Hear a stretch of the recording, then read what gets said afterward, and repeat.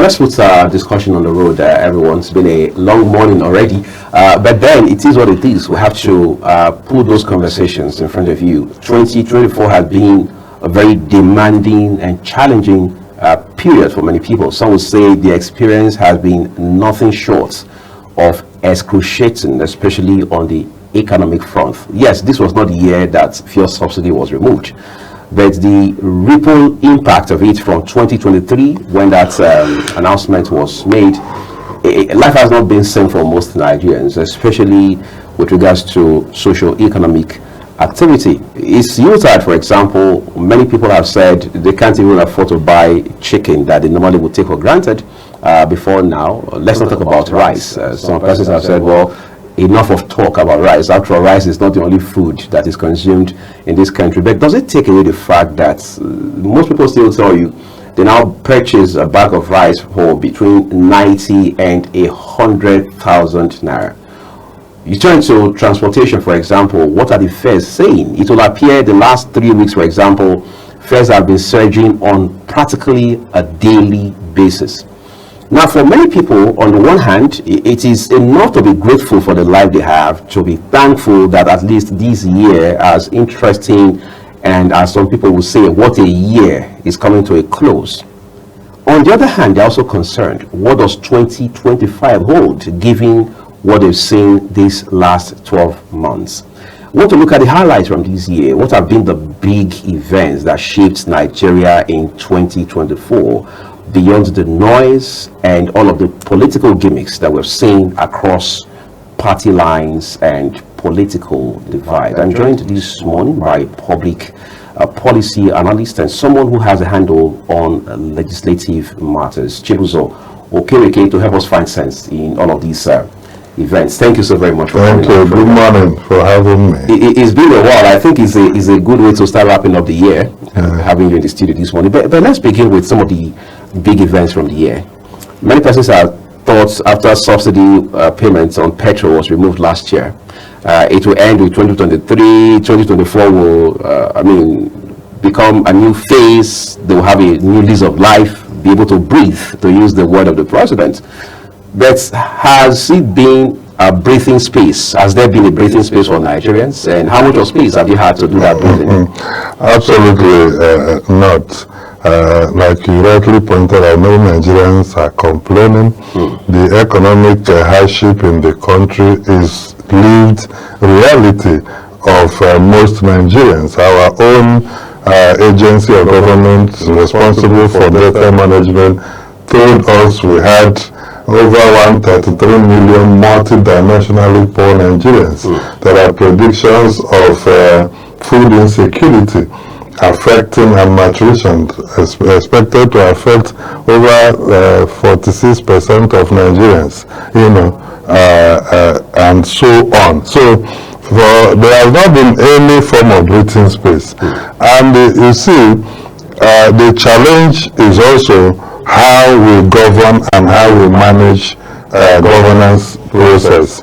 As citizens, especially in an election year like we had in 2023, would always have great expectations that whatever challenges they faced with previous administration will not be there. And indeed, the design of democracy gives citizens that opportunity to be able to make a determination whether to continue to retain a particular government team in office or jettison them for a new one they believe will make their lives, better. The government has said this is necessary. The president said that much yesterday during the media chat, that we were paying our future generation and our future, we are eating it today by spending over 95% of our revenue on debt servicing and subsidy, payment, and that it was necessary, to do that. But you see, in a capitalist economy, this is what you see, the survival of the fittest. What has been the problem in Nigeria is the weakness of the state to bring the balance of what the capitalist is known for. Because in capitalism, it's a free market system, forces of demand and supply, but there is a reason we have a state with regulatory powers, with social intervention policies to be able to address the imbalance or what we call the evil of capitalism. So the weakness of the state is the reason the excruciating pain and hardship have been much, because there is nothing, just like we said, we are telling people. And that's why high literacy is important to navigate capitalism and indeed any nation. Education itself is an important development tool. If you have it at a high level, people can understand policies, procedure, and how markets react better. When people were predicting, Dangote is a private sector driven person, when his refinery comes on stream, that there will be magic in the fuel, in the petroleum industry. Has it happened? Because it has cost of production that cannot be regulated by government, except government chooses to intervene by giving him some sort of waivers, tax incentives to be able to address cost of production. If not, he cannot produce maybe a liter at 900 naira and say he loves Nigeria so much he will sell it at 800. It's not possible. Another issue is that we don't even have the process of determining what is actually his cost of production. And indeed, in a private sector driven economy, that even wouldn't be your business. You just believe in fidelity, and then government agencies responsible for regulation checking them. But people were told, just wait, Dangote refinery is coming on stream. Just wait, because it assumed that if the crude is given to him locally and then he produces it to remove all the costs we are told through the importation that is affecting them. But you can see that didn't change anything significant. Even when Dangote says, I have removed this discount, you still have to wait for the marketers to apply the same before the consumers can benefit from it. So even the president and everyone in Nigeria acknowledges that there has not been any breathing space for Nigerians. And President said, let the poor breathe. It is now the mechanism to achieve opportunity for the poor to breathe in Nigeria is what we expect these economic reforms to yield. But how long? We have not been able to put timeline to it because of other variables and exigencies that may occur. You already made reference to the president said some of the highlights from the media chat he had just last night when he spent some time with journalists to discuss the state of the nation, how far we've come in 2024, and many people have said, look, that conversation couldn't have come at a better time, given that the year is coming to an end and all of that. I want to turn our attention to the tax reforms bills now in front of the National Assembly. We understand they've passed second reading. President says he's not going back on them, that in fact these reforms are long overdue. Some people say this is obstinacy and ego on the part of President Bola Tinubu. Others say no way, that the president is only showing strength of leadership by doing this. What's your position on it? Well, what I think is that reforms is the reason you have government in place. But what kind of reform and what process of reform are what people will interrogate. Actually, the National Assembly, the bill had only passed second reading in the Senate. And by rules of procedure, it needs to pass second reading also in the House of Rep before it's transmitted to committees to conduct public hearing and what have you. And that is the... So we have a long way to go. We have a long way to go, and that is the standard procedure for, enacting any law in the National Assembly. So is within the right of the president to introduce the reform through legislation. Assuming he used executive order to proclaim those reforms, then we will have a problem. So he has articulated the reform. We have elected representative of the people in the National Assembly. He has followed constitutional procedure to transmit his executive bill. It is now left for those representing the people. There is a reason the legislature is the fulcrum of democracy. It's called the representatives. That's what they are called, which means they bring a balance by articulation and aggregation what reflects the will of the people and aspirations of the people into their practice and procedure. So if president as an executive president thinks, oh, this is where I want to go, fine. He's within his right. That's why he was elected.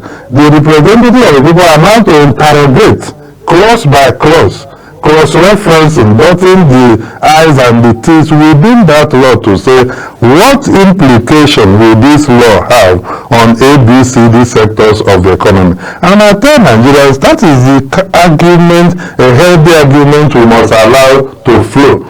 Now, if people highlight certain provisions of that law that they think is not okay, it is also within their right to tell their representatives clause this, clause that should be completely deleted or rephrased. And so that is what is, law making. So, and in terms of policy design, I also think that a lot of things need to be looked at in that legislation. For instance, there are institutional issues, there are constitutional issues, that should you amend a law, or should you propose a law changing the tax form of local government without going to Schedule 4 of the Constitution, and then amend the forms of taxes prescribed for local government to collect. So you need to do that constitutional amendment. If not, there will be two forms of taxes existing for local government to also, collect. And then we must always talk about economy and efficiency of our laws. If and then ability to operationalize it, because you see, political feasibility in policies is one end, where you can use political power, negotiation, and agree to achieve something. We have done it in the past.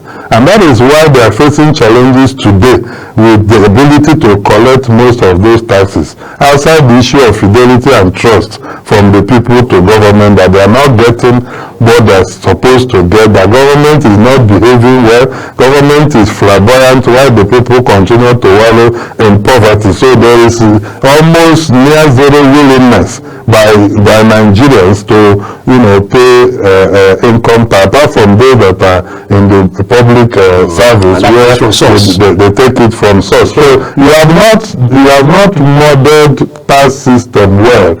If only those paying are the people you can take it from by force. And on the issue of accountability and transparency, there are many forms of taxes and levies. Make no mistake, it's not just statutory taxes of VAT, company income tax, education tax, personal income tax, stamp duty, and what have you.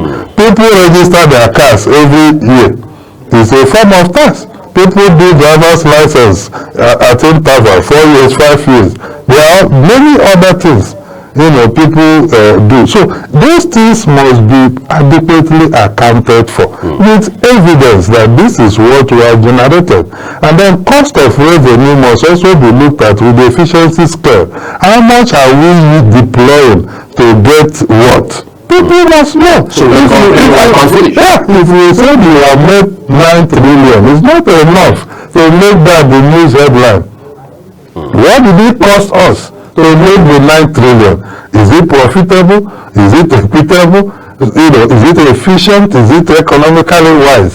So that is how you address leakages and loopholes. So for me, the president, even before coming on board, mentioned everybody in Nigeria knows that our tax system is weak, and even the political system and the so-called rich people in Nigeria use the positions they have to make sure that certain taxes that are due to the country are not done, including import duties and what have you. They know how they will have access, get a waiver, they know how to coin the whole thing, and it will be for the categories that qualify for waiver. And when those items come into the country, it's obvious these are commercial things that shouldn't have a waiver. And that is where the political will is.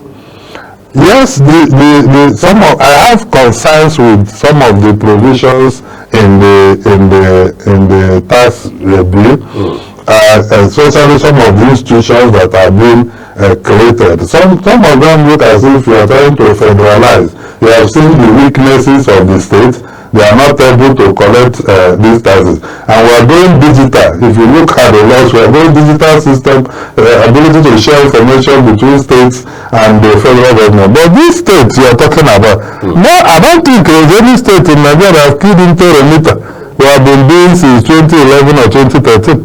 Why are they not interested in, doing their own revenue transaction on the scale and digital platform? The other day, NFI took state to court over the threshold of cash they are withdrawing from commercial banks, and they are even responding to these cases, saying they are at liberty to use their money the way they like. So these are the things we should. Are we ready? Federal government may have that infrastructure. State governments may not have the digital infrastructure. At the end of the day, we have succeeded in empowering the federal government and weakening, the state. So we must look at a balance. And then the propositions to take away certain form of taxes from certain agencies, you have to also look at how accountable and transparent has the FRS been before you empower them with the ability to do more. And also look at operational efficiency and feasibility. If you say that FRS will now be in the customs, in the borders, are you sure by virtue of power interplay and rivalry it will be successful over time? It may be successful for a while, but because it's not except anyway, the implementation is sophisticated and integrated in a manner. We will not have one government agency getting angry and undermining the system, because our agencies are not built in institutional thinking. It is built around personality traits. So whoever is the head of the agency practically shapes the culture and behavior and the professionalism of that agency. We have seen this time and time again. I need to talk to you about something else. Still with regards to these proposed reforms with regards to the taxes.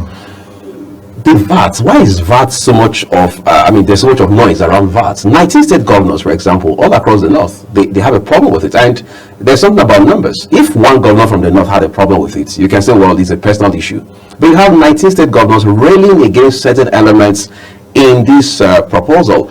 Does that not show that there's something fundamentally wrong? No, that somebody disagrees with something does not mean that something is fundamentally wrong objectively. Something can be fundamentally wrong for self-actualization. That the structure, the way the VAT is being administered before, right?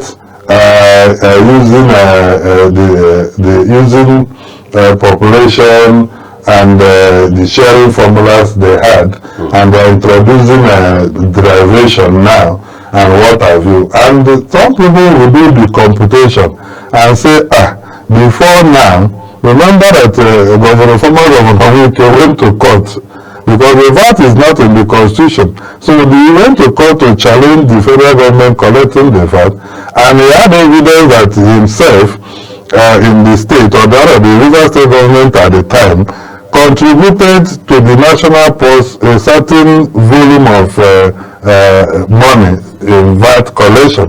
And this is what they received back. That it doesn't make any sense. I remember that at the National Assembly, the Speaker quickly rushed to propose a constitutional amendment so that VAT will go to exclusive list, and then it didn't work. And the matter is still in court. And even people, governor from the north that time, called him out and said, try to be your brother's keeper, because they have seen what he is talking about. So some of these arrangements we make it for equity. Because if we go by equality, many states will suffer. So right now they are trying to, find a balance that can make people more competitive states to be more competitive and more productive, so that they can earn more. But there's something I have discovered. Most of the money used by state government are federally allocated revenue, shared revenue. They use those revenue plus loan to do award contract for capital projects. For every capital project implemented, we have 3 levels of projects we do. We have goods, which are supplies. We have works, which is construction and capital. We have consultancy, trainings, and what have you. Each of these have component of that. Now, if a state government, that's why I say we must also rethink this and recategorize. Because if a state government has gotten federally shared revenue, which VAT contributed the previous period, is part of what has been accumulated and shared. I will use that VAT I got plus loan plus allocation from oil and coal to award a contract and charge VAT on it and still send the component of that VAT back to federal government. It doesn't make sense. So we can say services, IGR and other component of that there can go. Because this distribution does not make any sense. If I take loan and I work contract for it, I will charge VAT on it. And you are not going to join me in paying back that loan. Cost of funds for the loan, servicing the loan, and the capital. Those states in Nigeria will join you to pay back your loan. You are going to carry it. And the VAT component deducted from it is sent for us to share. So we need to, then the issue of transitioning VAT by increase in the next 2, 3, 4 years to 15%. Saying, when you compare with other countries, Ghana is 17% and we have to also look at that transition. We need a battle between 5% to 7.5%. Because the issue is implementation, operational feasibility. I keep saying it. We also talk about incentive from companies and organizations helping government to receive VAT. Implementation is also another thing. We have seen how withholding tax are administered. Withholding tax is a tax credit for whoever has it. At the point you are paying your tax, you are supposed to. But you discover that most deductions of withholding tax are not even reconciled at the time you are processing to pay your tax. So these are the infrastructure and administrative issues that must be addressed. Making law that is lofty is not and aspirational is not bad. But law has value by the way it's administered and implemented to produce the desired result. That must be the end goal. We can make a law that seeks to capture a few people. Even right now, there is supposed to be integration of what goes on in the bank with personal income tax. Personal income tax has been the weakest. You saw a former minister that declared 1 million annually, and they were asking her question as to, your car is also a man. How come? He said, I'm into different type of things I do to support community. So you can see the understanding of that. How do we administer personal income tax effective? And when you do, remember the people will vote. If they see that money has only succeeded in sending your children abroad, changing the car you drive and the aircraft you use as a public officer, because all those things are privileges of office that we cannot do anything about. Right. Let's talk about, just before we take a break now, right? Yeah. You've talked about the issue of VAT and the increase and operationalizing this whole process. Yeah, because when you do that, and they said, 82% of the VAT sources of VAT consumables has been taken away. The people will not pay VAT on those things. Are you going to be there?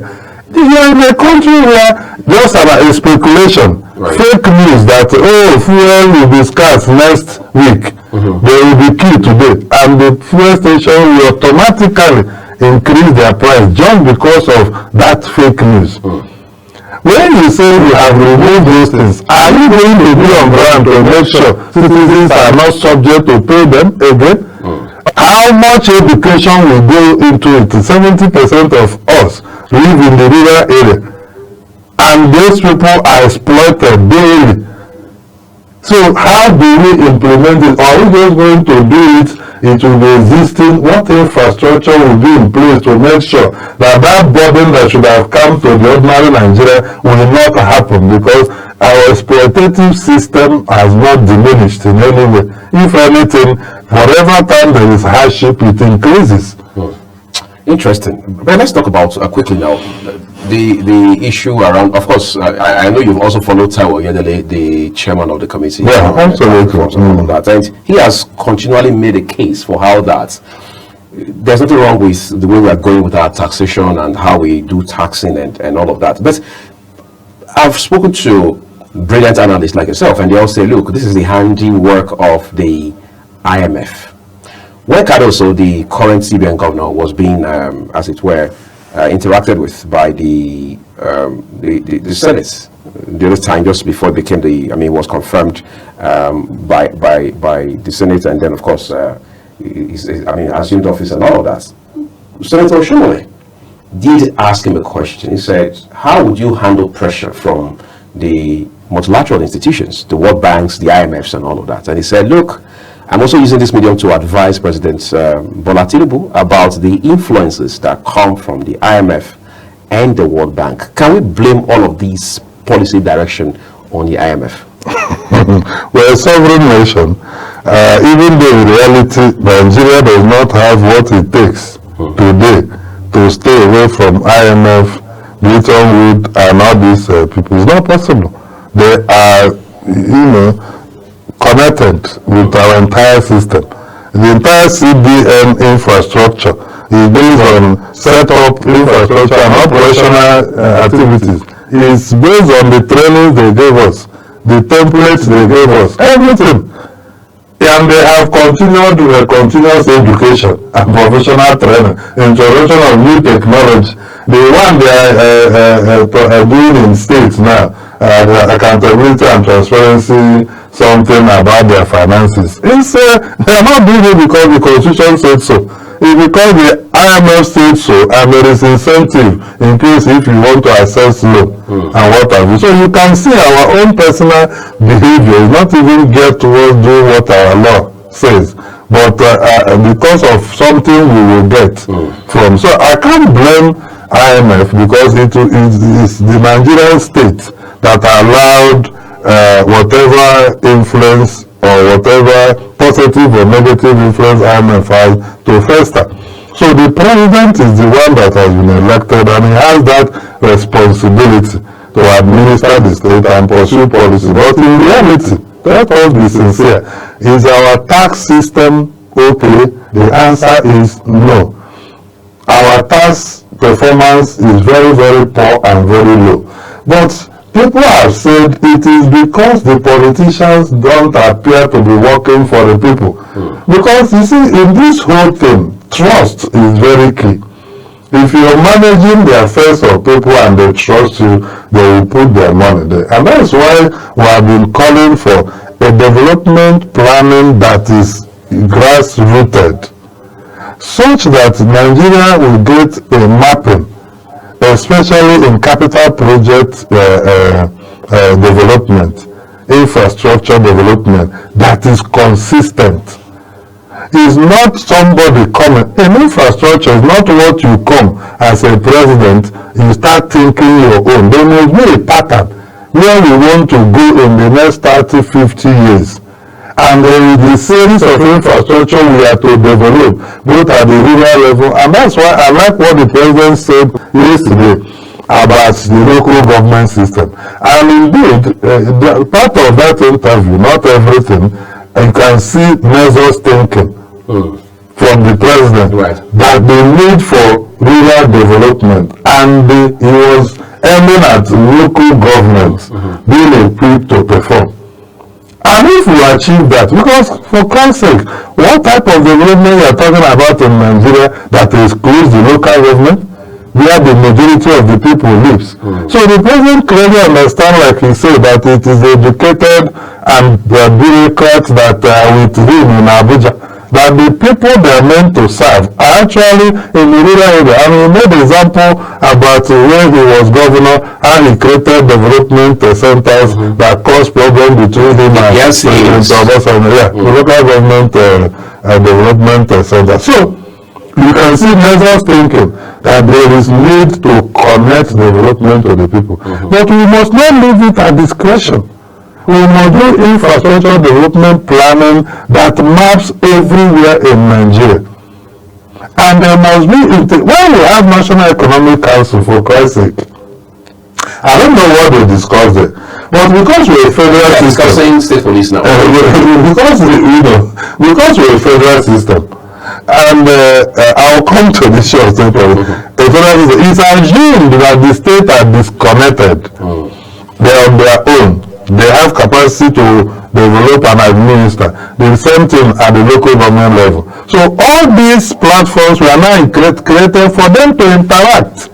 If you don't have integrated development model, how can federal government be running Nigeria? We are in Nigeria. And we have done the mapping and said, oh, you are in charge of federal road, trunk A road, part of trunk B states. You are in charge of trunk C and D. How many states has a dashboard that is showing all the roads in their state across all the local government, across all the communities, both the one that is TAD and not TAD? Those data, do we have it to say, oh, every year government people come and tell you, we have done 2,000 kilometers, we have done 10,000 kilometers. That is not the issue. 10,000 kilometers out of what? Is the real question, so that you know where we are going and what is the quality of what we are doing. Are we settling political supporters and the friends with the critical infrastructure? How do you feel? You are a governor, you are a president, you are finished building this road, and then next year another person enter, you will start building that road again because it has gotten bad. It doesn't make sense. So I'm linking this to the issue of tax administration. There is no type of law you make. Even if you make a law that can go to people's account and collect tax, before you know it, the bankers will develop a technology to build confidence back in their customer. Because there will be a ripple effect of people avoiding the bank. When we are trying to get our cash flow into the bank, if you go there and force them, they will start finding alternative means. And today, digital currency is almost becoming the order of the day. So we must articulate this policy, maybe there is an interplay, they are related, and they can create other problems depending on how we choose to implement. But trust is very key, and accountability and transparency is very important. People can't be in a country where no matter how brilliant you are, you cannot work in certain places, because some people by political privilege have reserved that place even for people who graduate in 2-3 years that are still abroad. And my father is contributing tax, but I cannot work in where I will join to admit. So the Nigerian state must be a competitive state where everything is open for the best of us to compete and enter it on merit. Once you don't address that, any law you like make about tax reform, it will not work, because the root cause of the issue has not been addressed. We are not a competitive state where people can freely aspire. It's only in politics, but in job, people don't believe in this. I don't see how people are living in droves, because they believe if they go there and compete, they will have favorable assessment that is equitable, objective, and fair. And they can have opportunity to do this thing. In Nigeria, if you do that, if you go to anywhere to compete, you first of all start looking for who you know in that place. That is the natural thinking.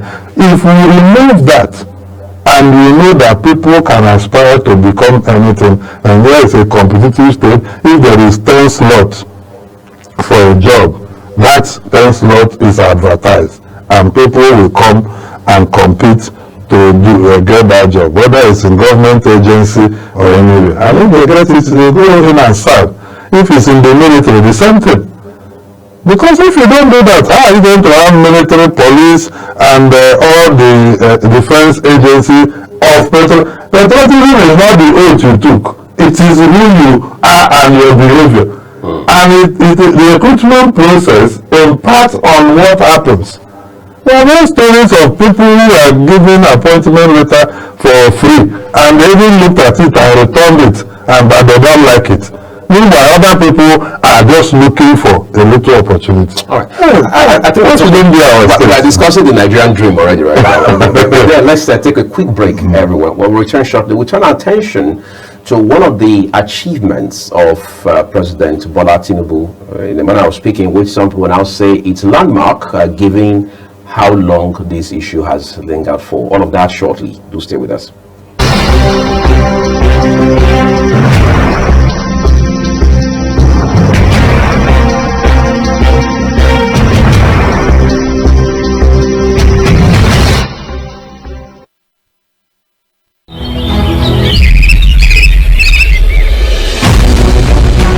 Global Morning is your top morning show here on Global Television. We bring you fresh news updates daily while delving into a variety of current affairs and topics. Global Morning aims to deliver newspaper review, latest news with experts on key global issues. And at the same time, keeping you well informed about important events, both national and internationals. Global Morning serves as a valuable source of information, helping viewers like you start your day well informed. Stay connected from Mondays to Sundays to a wide range of the latest news making rounds on Global Morning. We're on the road to protest. The president meets all of our demands.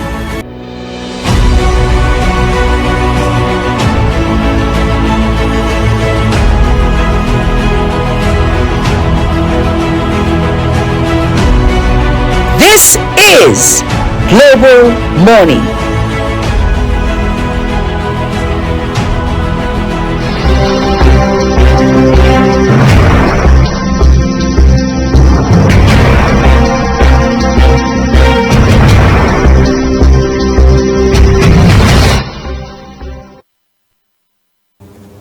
There is the thinking that if we want to be fair to President Bola Tinubu and his administration, we must give him credit for what we have been able to accomplish with the local government autonomy. Do you share that sentiment? Well, like I mentioned, he has that passion and commitment, and that is one good thing we have seen about this president. He's even aware of government policies he's administering, because in the past it was a very big challenge to connect the president's speeches and thinking with the policies we had in the last administration. But right now he speaks to the policy and he's passionate about local government. It's all happened in Edo State, and but the truth is that we don't have local government autonomy yet. So what do we have? Well, because for us to have local government autonomy, a number of things need to happen constitutionally. And that is why I think that the president need to, you see, the governors must also be patriotic to this country. As far as Nigeria is concerned, you cannot stay in power more than 8 years. So, what is that thing you're protecting? We have seen people die in office, president die in office. We have seen, all kinds of things happen. Is it because of 8 years to control your state is the reason you don't believe that the local government should be liberalized? It doesn't make any sense. If the federal government treats the states the way they are treating local government, we will have problem in Nigeria. And that's why people like us have said, let us have a conversation. Do we want two-tier of government? So that the state are responsible for the local government, they can create any number they want. Because Nigeria keep dreaming about US and Australia and India and other places where we have federal and local government system, how it's working there. You need to come and look at your law. It is your own law you gave to yourself you will use to judge, not America or India. So Section 7 of our Constitution that created the local government caused problem for us. Because you don't give birth to a child and throw the child away and come and be crying, what happened to my child? He said the system, the local government system shall be by democratically elected people and is guaranteed by the constitution. But who has that responsibility to guarantee what you have guaranteed? You submitted it to the state assembly and said accordingly the state assembly shall make law for the structure, administration, finances, and how the local government will be administered.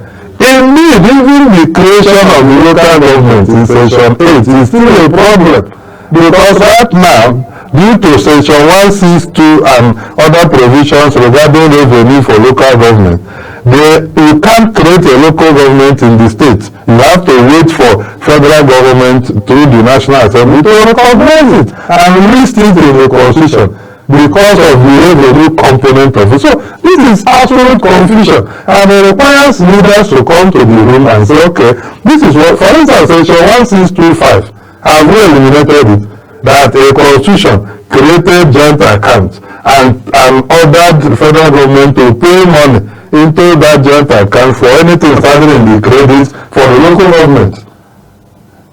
The state assemblies have made law signed by their governor that they preferred or how the local government will be administered. There is a state electoral commission conducting election for it. So that is why even when Buhari issued the executive order concerning autonomy of local government, it didn't work. Right now, this president seems to have achieved one component of it, and that is elimination of appointment of administrators. So he must get credit for that. Is a smart move, and that is why you see for the first time people were running to conduct local government elections before November in response to that Supreme Court ruling. So that one is a credit, and we commend him for that. The next component is the issue of financial autonomy. That is the one that is constitutionally embedded. Another component is the structure of it.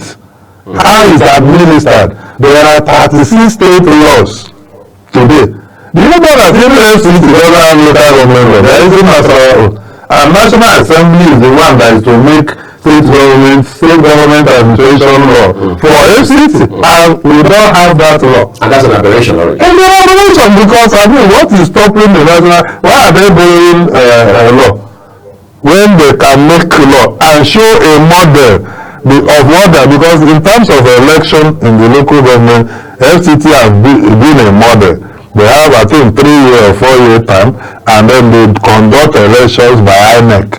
But the revenue or autonomy issue, there is still, I think, 10% of IGR of the FCT goes to local government. Now, if you have a minister who does not want to do that, what will happen? And other things. And that's why you see, if you come out on certain bus stop, you see FCT task force, you see AMAC task force. If you go to Buhari, you see task force of both FCT and because we are not doing the integrated model. We are competing to collect money. And how we are using that money, nobody. Even I heard the minister saying, let us not put this chaos in this federal capital territory. Let us use our infrastructure to collect it and give you what is due to you. I don't know how they have achieved that. So, if we don't address the constitutional impediment, the constitution, even in Schedule 4, I told you, prescribes functions. And what the rules of the local government should be, including economic planning board, collection of bicycle, which is what the private people are saying, no, we don't know what is using bicycle again. We don't know. But you cannot outlaw the governor with an act. Right. Because the government will still be superior. So you need to check that. If you see constitutional amendment, you see where people are proposing to correct the names of their states, names of their local government in the constitution. There are these things that including the order of placement. So you need to also change the forms of taxes listed for local government, and then you are there. So we don't have that autonomy here, but we have been able to, because even now with the elections, we have not addressed the issue of tenure of local government, qualifications, to become a local government chairman, to become a councillor. I train local government legislators on legislative practice and procedure, making bylaw, conducting oversights, policy oversight, audits, and representation. Our constitution has prescribed local government council as resident representatives. Resident representatives. 90% of them don't live in where they represent. Not in Abuja. Any state you can think about. So, we have designed our constitution, we have refused to apply it. How can you be a councillor that is in Buhari and you are living in Amak? You are visiting them. Are there not people in that place? Why are you visiting them and you are there to present them? In one local government, the secretary of the local government is the custodian of the legislative chamber, complex.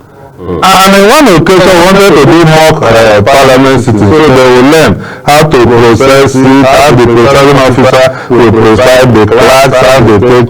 Do you know that most of them don't even have clerk to the council? It is the executive that takes vote and proceedings for them. In fact, we are told that the woman there is not around, so there is no way the office will be open for them to sit. It's only when the secretary is around, that's when they can access their chamber and sit. Local government chairman don't consider councillors to be anything. Because they think, you see, I tell people, it's just like people calling for defund the National Assembly, defund the State Assembly, defund the... I laugh. Because they are looking at legislators. The Constitution, there is no place in the Constitution where the legislators were created. What is created is the Senate and the House of Representatives and the State Assembly. It is the institution, not the people. The people who created the people, legislators, are the people and INEC and the State Electoral Commission, not that institution. What you fought about in the military rule is what you have now achieved democracy. The only reason you were fighting military rule because you want to have a legislature, nothing more. Right. And that you want to be able to elect those who administer the affairs of the state. But once you elect a president, he becomes more powerful than you. You can't even access him rather. Even if you're a minister, you have to follow protocol. That is design of state.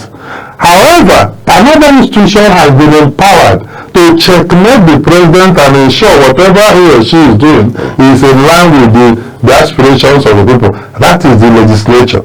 So if the people in the legislature are not behaving well, we have to put on our thinking cap, tackle and police leadership recruitment gateway to ensure that those who can think and function better are there, and not to demolish the institution. Because if you do, you are building another democratic tyrant in the presidency or in the governor's office. Like you are complaining in the state that the state governors have taken over the assembly. You now come to Abuja and you say, oh no, you have to defund the National Assembly, make sure that they are part-time, scrap one chamber.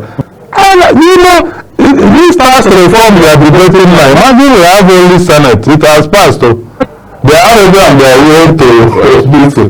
But the House of Reps has not even considered it for second reading. So you see the beauty of the cameral legislature. So let us argue logically and for institutional purpose as has been designed. The individuals may not be behaving well and we can tackle that, but not institutions that have been designed to help us even function better. The only democracy where the legislature is weak, that democracy is under threat. It's only a matter of time. All right. Let's also take this time to talk about one of the things President Bola Tinubu has done this year. I mean, having to reshuffle, or if you like, rejig his happiness.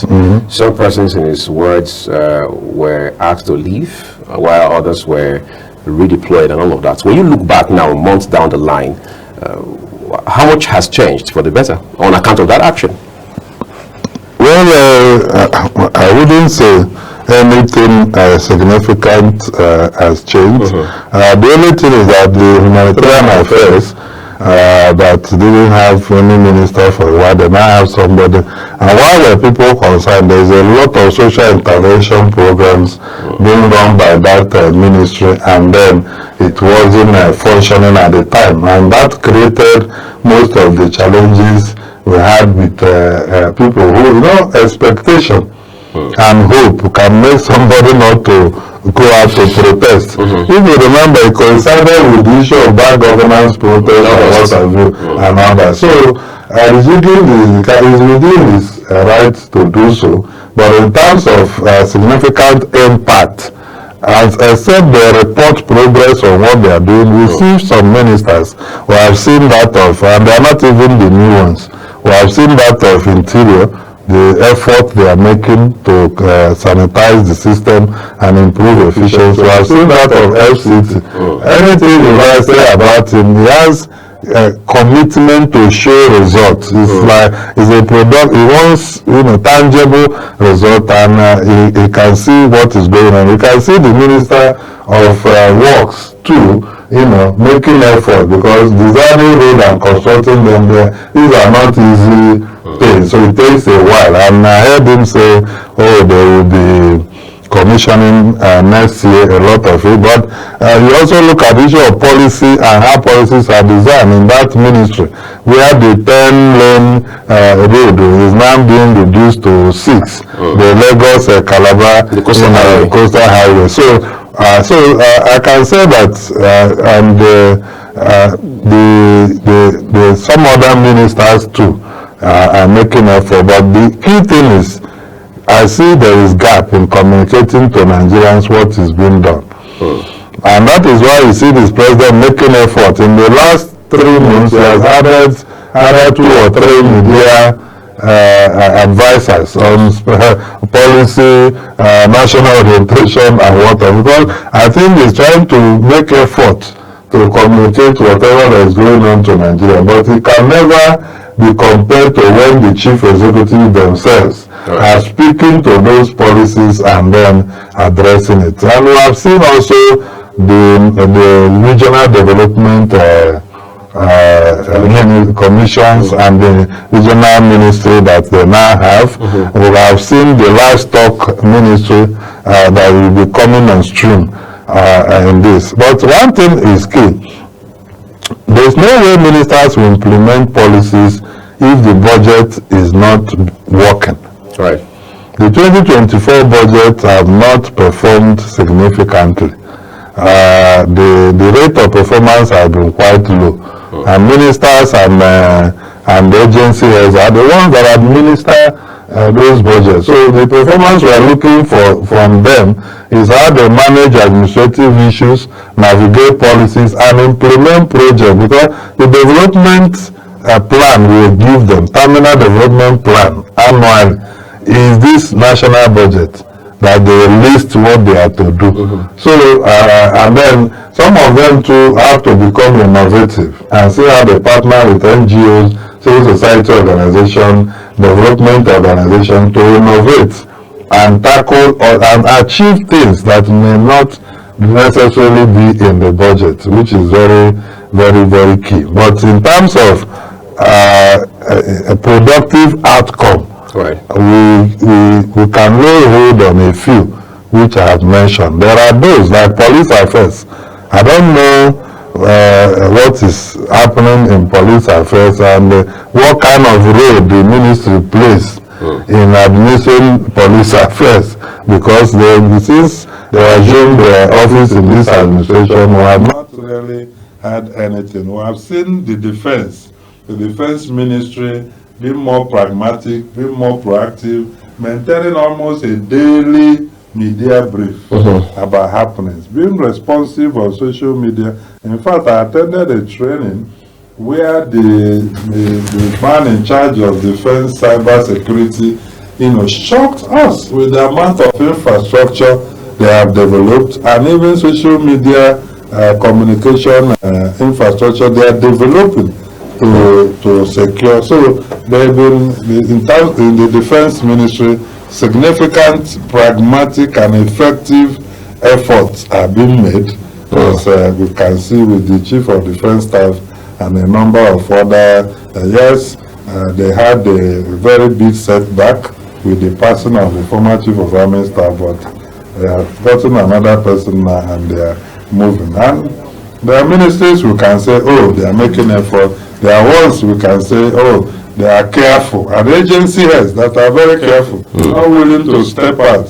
What are they being careful about? The fear of the unknown? The fear of the unknown, maybe being sacked, maybe, or how they came into office, or whatever advice they are getting, from the people. But my point is, actually, the ministers should not be afraid, because you have been screened and you have taken oath of office. That's right. It is better to perform best in one day and be sacked than not to perform, because it will be a new history.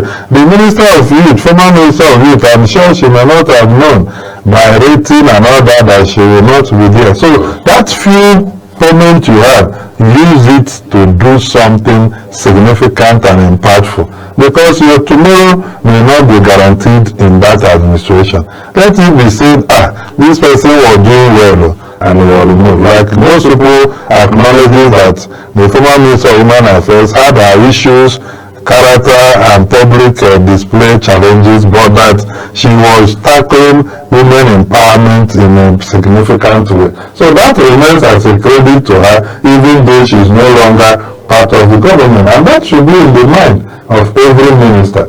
Don't waste time looking at anybody's or being afraid to step out. If you have issues, go to the Chief of Staff or seek audience with the President. And that is also why we must restore cabinet meeting in a professional, standard way, so that the members can come and be debated.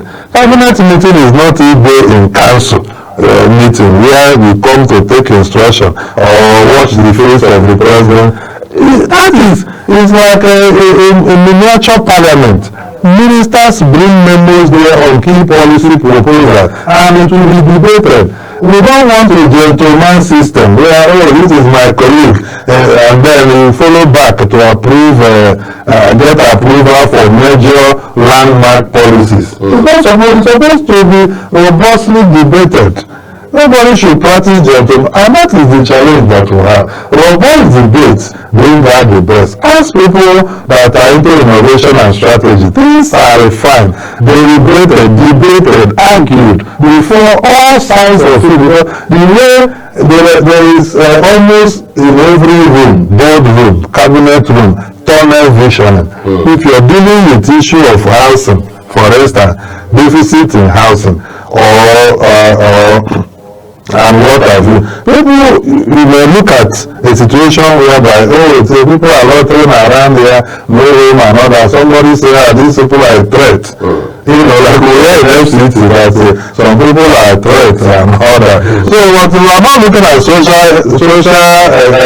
component of the issue. It may be that there is a housing problem that thing is pointing out. So in a room where there are different, people, they will be able to perceive it in different ways, and that is why we now talk about measures thinking in finding concept for solution, where somebody can say, okay, if we are doing this, we can start developing if I even police to carry them, then know that there will be somewhere in a holding facility, not cell, because you have not committed any offense for not having house. Right. Except there is a proven evidence that you are a criminal and you are a threat to society. If not, even if you pick them, is to develop government must also learn how to have their own holding homes. It is there even in our Criminal Justice Act and the Witness Protection Act, that we are supposed to have where we can keep people and protect them. Everything is not fair.